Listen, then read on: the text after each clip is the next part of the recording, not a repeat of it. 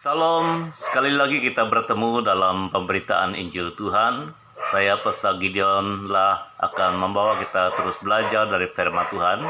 Pada hari ini kita belajar dari Lukas 9, 57 sampai 62. Lukas 9, 57 sampai 62. Mari kita membaca firman Tuhan.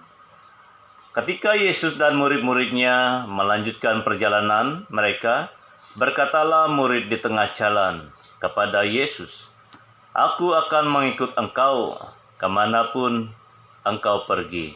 Yesus berkata kepadanya, "Serigala mempunyai liang dan burung mempunyai sarang, tetapi anak manusia tidak mempunyai tempat untuk meletakkan kepalanya." Lalu ia berkata kepada seorang lain, "Ikutlah aku." Tetapi orang itu berkata, "Izinkanlah aku pergi dahulu menguburkan Bapakku." Tetapi Yesus berkata kepadanya, "Biarlah orang mati menguburkan orang mati, tetapi engkau pergilah dan beritakanlah kerjaan Allah di mana-mana." Dan seorang lain lagi berkata, "Aku akan mengikut engkau, Tuhan, tetapi izinkanlah aku pamitan dahulu dengan keluargaku." Tetapi Yesus berkata, "Setiap orang yang siap untuk membajak, tetapi menoleh ke belakang, tidak layak untuk kerjaan Allah." Mari kita berdoa. Tuhan, ini adalah firman-Mu. Kami mau belajar arti firman-Mu ini. Tolong kami semua dengan perantaraan kuasa Roh Kudus-Mu. Biarlah kami semua memahami arti firman-Mu dan mampu melakukannya dan menyaksikannya melalui kehidupan kami. Di dalam nama Tuhan Yesus Kristus, kami mohon semuanya ini. Amin. Saudaraku yang kekasih, ini merupakan prinsip yang diterangkan oleh Tuhan Yesus. Prinsip kita mengikuti Dia. Sebagai murid Tuhan, sebagai hamba Tuhan dan gereja Tuhan, kita perlu memahami prinsip ataupun kehidupan sewaktu kita mengikuti Tuhan. Ada corak kehidupan yang tersendiri orang-orang percaya, hamba Tuhan, gereja Tuhan, sewaktu mengikuti Tuhan. Kita adalah orang yang harus tampil beda daripada dunia ini. Kita harus membuktikan bahwa kita ini adalah orang yang benar-benar mengikuti Tuhan dan melayani Tuhan, bersaksi bagi Tuhan. Tema kita pada hari ini adalah pendirian ikut Tuhan Yesus Kristus. Pendirian ikut Tuhan Yesus Kristus. Kita semua harus mempunyai pendirian. Ada komitmen kita tersendiri yang dikehendaki Tuhan, yang sudah dijelaskan oleh Tuhan. Apabila kita benar-benar mengikuti Dia, melayani Dia, dan menyenangkan Dia. Prinsip ikut Tuhan Yesus. Kita harus hayati firman Tuhan ini. Yang pertama, ayat 57 sampai 58. 57 sampai 58. Ketika Yesus dan murid-muridnya melanjutkan perjalanan mereka, berkatalah seorang di tengah jalan kepada Yesus, "Aku akan mengikut engkau kemana saja engkau pergi." Yesus berkata kepadanya, "Serigala mempunyai liang dan burung mempunyai sarang, tetapi anak manusia ini adalah Tuhan Yesus, tidak mempunyai tempat untuk meletakkan kepalanya." Ada dua arti dari perkataan Tuhan Yesus ini. Yang pertama, Yesus tidak menjanjikan kenyamanan ataupun kenikmatan waktu ikut Dia. Ini yang pertama. Yesus tidak menjanjikan kenikmatan dunia ataupun kenyamanan dunia ini waktu ikut Dia. Yang kedua, Yesus mau pengikutnya tetap setia kepadanya dalam apapun situasi ataupun keadaan. Yesus mau kita sebagai pengikutnya ataupun hambanya tetap setia dalam apapun keadaan situasi dunia ini. Jadi saudara, ini merupakan pendirian yang sangat penting. Tetap setia dalam apapun keadaan ataupun musim. Kalau kita melihat Nabi Musa waktu dia diutus ke Mesir untuk membawa orang Israel keluar daripada Mesir, dan Tuhan menyertai dia. Di Mesir, Raja Firaun mengeraskan hatinya. Raja Firaun tidak mempedulikan kata-kata Musa. Sehingga 10 tulah diizinkan oleh Tuhan terjadi di Mesir. Waktu Musa berkata-kata bahwa dia diutus oleh Tuhan untuk membawa orang Israel keluar. Tetapi Raja Firaun rasa tidak hormat kepada Musa. Ini merupakan sesuatu yang terjadi. Kadang-kadang waktu kita ikut Tuhan, kadang-kadang tidak ada kenyamanan. Ada banyak tantangan, ada banyak cabaran, ada banyak kesusahan, kesulitan seperti yang pernah dialami oleh Musa. Tetapi yang pasti Tuhan tetap menyertai. Jadi hari ini, saudara, ini arti kata Tuhan Yesus. Yesus katakan serigala mempunyai liang, burung mempunyai sarang, tetapi anak manusia tidak mempunyai tempat untuk meletakkan kepalanya. Jangan terlalu mengharapkan nikmat dunia ini, kenyamanan dunia ini, waktu kita ikut Tuhan. Jangan asyik berdoa, minta berkat, minta kekayaan. Karena itu bukan tujuan kita ikut Tuhan. Tuhan mau kita menjadi saksinya.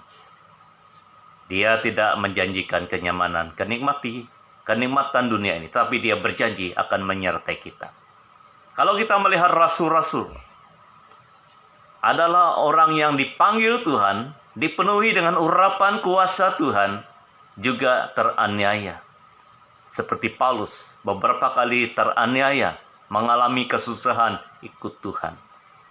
Dia pernah direnjam dengan batu sampai pengsan. Ini Paulus yang diurapi oleh Tuhan dengan luar biasa. Mengalami tekanan, mengalami kesusahan, mengalami pelbagai kesusahan. Ini merupakan bukti bahwa Tuhan tidak menjanjikan kenyamanan, kenikmatan dunia ini. Tetapi Tuhan berjanji akan menyertai kita. Paulus juga disertai oleh Tuhan. Banyak kesusahan dialami oleh rasul-rasul. Kalau rasul-rasul, nabi-nabi pernah mengalami kesusahan dan penderitaan aniaya, kita juga harus siap sedia mengalami apapun keadaan. Karena Tuhan tidak menjanjikan kenyamanan, kenikmatan dunia ini. Tetapi dia berjanji menyertai kita, akan menolong kita. Yang kedua, Yesus mau kita sebagai pengikutnya tetap setia dalam apapun keadaan. Kalau kita melihat, Petrus juga pernah dipenjarakan oleh karena kedengkian pemimpin Yahudi. Tetapi Tuhan tetap menyertai. Bukan senang dianiaya, dipenjarakan tanpa dilayani dengan baik. Ini merupakan sesuatu yang perlu kita siap sedia. Tetapi Tuhan tetap menyertai Petrus. Dia mendengar doa jemaat Tuhan. Dia mendengar doa jemaat Tuhan pada masa itu. Oleh itu, saudara-saudari, apabila kita betul-betul mau ikut Tuhan, melayani Tuhan dengan sungguh, jangan mengharapkan kenikmatan dunia ini. Karena Tuhan tidak menjanjikan kenikmatan, tetapi Tuhan berjanji akan menyertai kita. Ayub juga seorang hambanya yang patut kita teladani. Waktu dia kaya, dia tetap mengasihi Tuhan, mencintai Tuhan, mengutamakan Tuhan. Waktu dia jatuh miskin dan hartanya habis dirampok, anak-anaknya mati. Oleh karena ada ujian terjadi dalam kehidupannya, Ayub tetap setia. Ayub tetap memuji Tuhan. Ayub tetap mengutamakan Tuhan, tidak pernah menghina Tuhan, tidak pernah mencemarkan nama Tuhan. Ini adalah contoh yang baik. Dalam hal miskin, kekayaan, apapun, Ayub tetap mengutamakan Tuhan. Dan Tuhan mau kita tetap setia dalam apapun keadaan. Ini yang pertama. Yang kedua, utamakan kerjaan Allah. 59 sampai 60. 59 sampai 60. Lalu ia berkata kepada seorang lain, "Ikutlah aku." Tetapi orang itu berkata, "Izinkanlah aku pergi dahulu menguburkan bapakku." Tetapi Yesus berkata kepadanya, "Biarkanlah orang mati menguburkan orang mati, tetapi engkau pergilah dan beritakanlah kerjaan Allah di mana-mana." Beritakanlah kerjaan Allah di mana-mana. Ini adalah penekanan Yesus. Dia mau kita utamakan kerjaan Allah. Yesus memanggil seorang mengikutinya, tetapi orang itu mengutamakan orang tuanya ataupun keluarganya. Yang kedua, Yesus mau kita utamakan kerjaan Allah.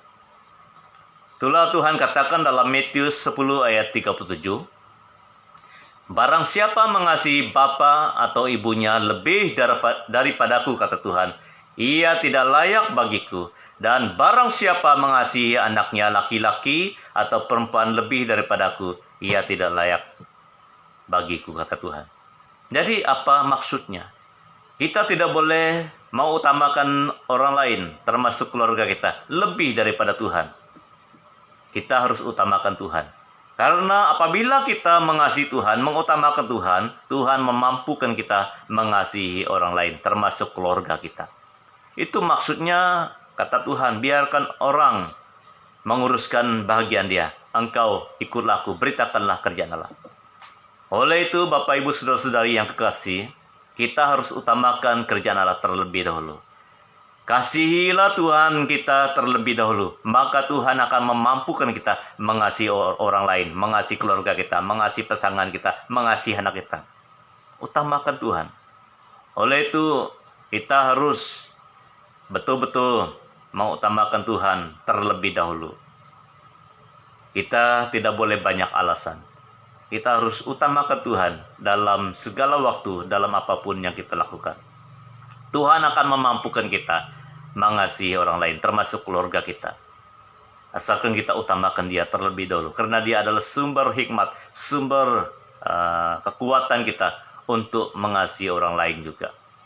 Yang kedua, Yesus mau kita utamakan kerjaan Allah. Dia katakan, Yesus berkata padanya, biarkanlah, dia katakan dalam ujung ayat itu, pergilah dan beritakanlah kerjaan Allah di mana-mana. Pergilah, beritakanlah kerjaan Allah.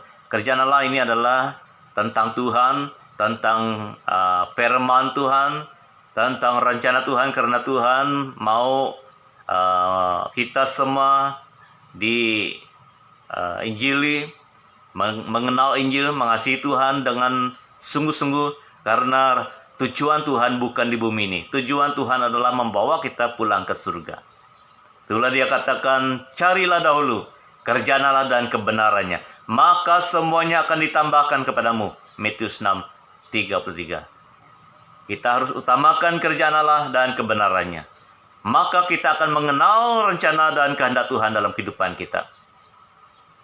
Ini harus diutamakan, kerjaan Allah. Kerjaan Allah itu adalah tentang Tuhan, tentang firman Tuhan, tentang kehendak dan rencana Tuhan. Itulah Yesus juga pernah berkata, hukum yang pertama adalah kasihilah Tuhan Allahmu dengan segenap hatimu, kekuatanmu. Apa yang ada pada kita? Kasihilah Tuhan Allah kita, Tuhan Yesus terlebih dahulu. Yang kedua, kasihilah sesama kita manusia. Jadi Tuhan harus diutamakan. Firman Tuhan harus diutamakan. Rencana dan kehendak Tuhan harus diutamakan. Apabila kita mengutamakan Tuhan dan kerjaannya terlebih dahulu, Dia akan memampukan kita mengurus yang lain. Puji Tuhan. Kita harus utamakan ini. Ini adalah prinsip Tuhan menolong kita. Yang terakhir pada hari ini, ayat 61 sampai 62. Firman Tuhan berkata demikian, dan seorang lain lagi berkata, aku akan mengikut engkau, Tuhan, tetapi izinkanlah aku pamitan dahulu dengan keluargaku. Tetapi Yesus berkata, setiap orang yang siap untuk membajak, tetapi menoleh ke belakang, tidak layak untuk kerjaan Allah. Tidak boleh menoleh ke belakang. Tidak boleh urus urusan kita terlebih dahulu. Urus urusan Tuhan, utamakan Tuhan terlebih dahulu. Dia akan memampukan kita. Apabila kita siap untuk ikut Tuhan, melayani Tuhan, teruskan. Karena Tuhan akan tolong kita mengurus hal yang lain. Ada dua perkara, jangan banyak alasan kalau mau ikut Tuhan. Yang kedua, Tuhan tidak mau kita lihat ke belakang ataupun menoleh ke belakang. Ini penting. Kita tidak boleh banyak alasan kalau kita mau ikut Tuhan, melayani Tuhan. Dalam Lukas 18 ayat 22, di sana ada seorang yang muda dan kaya, telah berkata-kata dengan Tuhan Yesus. Yesus katakan, mendengar itu, Yesus berkata kepadanya, masih tinggal satu hal lagi yang harus kau lakukan. Jualah segala yang kau miliki, dan bagi-bagikanlah itu kepada orang-orang miskin. Maka engkau akan beroleh harta yang di surga. Kemudian datanglah kemari dan ikutlah aku. Karena alasan yang masih terjadi dalam kehidupan orang muda dan kaya ini adalah dia masih mencintai dirinya sendiri dan mencintai harta dunia ini. Jadi Tuhan mau menolong dia supaya dia boleh menjadi pengikut Tuhan yang baik, hamba Tuhan yang baik. Dia mau melepaskan dia dari ikatan yang terakhir ini, ikatan mencintai diri sendiri dan harta dunia. Tetapi orang muda dan kaya ini sedih hati pergi. Dia tidak mau ikut apa yang Tuhan mau dia lakukan. Sedih sekali. Hari ini saudara, mari kita periksa hati dan hidup kita. Apalagi yang mengikat hati dan hidup kita, sehingga kita tidak benar-benar bebas mengikuti Tuhan, melayani Tuhan. Kita periksa hati dan hidup kita. Apabila kita terikat dengan apa-apa pun yang dari dunia ini, dari keinginan daging kita, dari dosa, tidak mungkin kita sebebasnya hidup bagi Tuhan, melayani Tuhan, dan menjadi saksi Tuhan.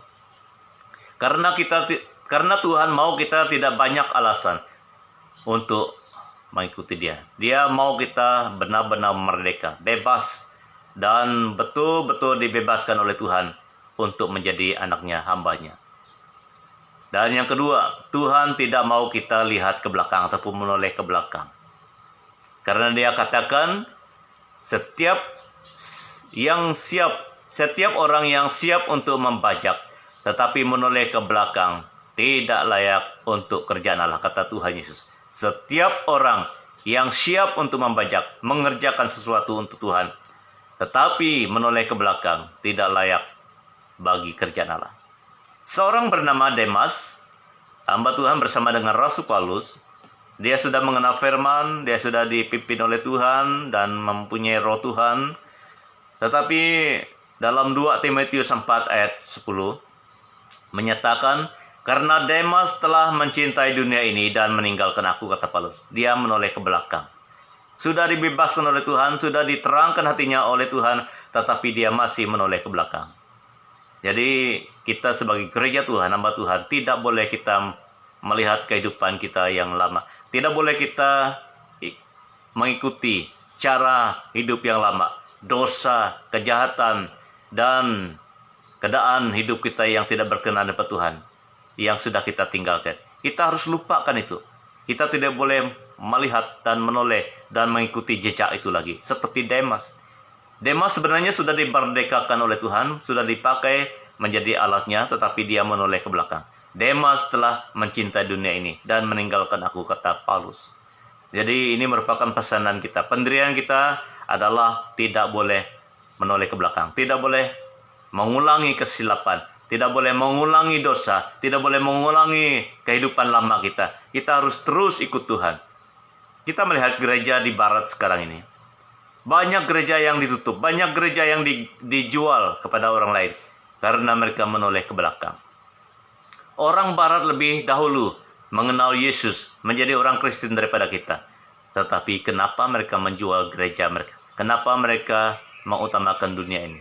Ini adalah tanda mereka menoleh ke belakang. Tuhan tidak mau kita menoleh ke belakang. Kita harus mempunyai pendirian yang teguh dalam Tuhan. Kita harus tetap setia dalam segala musim. Ayat 57 sampai 58. Kita harus utamakan kerjaan Allah. 59 sampai 60. Kita jangan menoleh ke belakang. Dan ini adalah kehendak rencana Tuhan dalam kehidupan kita. Mari kita berdoa. Tuhan Yesus, kami tahu bahwa Engkau mengasihi kami. Tolong kami semua Tuhan, agar kami tetap setia mengikuti Engkau. Dan biarlah prinsip kami, pendirian kami teguh di dalam Engkau. Setia kepada Engkau, mengutamakan Engkau Tuhan. Tolong kami semua dengan perantaraan kuasa Roh Kudus-Mu dan terang firman-Mu. Haleluya. Di dalam nama Tuhan Yesus Kristus kami mohon semuanya ini. Amin. Tuhan berkati kita semua. Maju terus dalam Tuhan. Haleluya.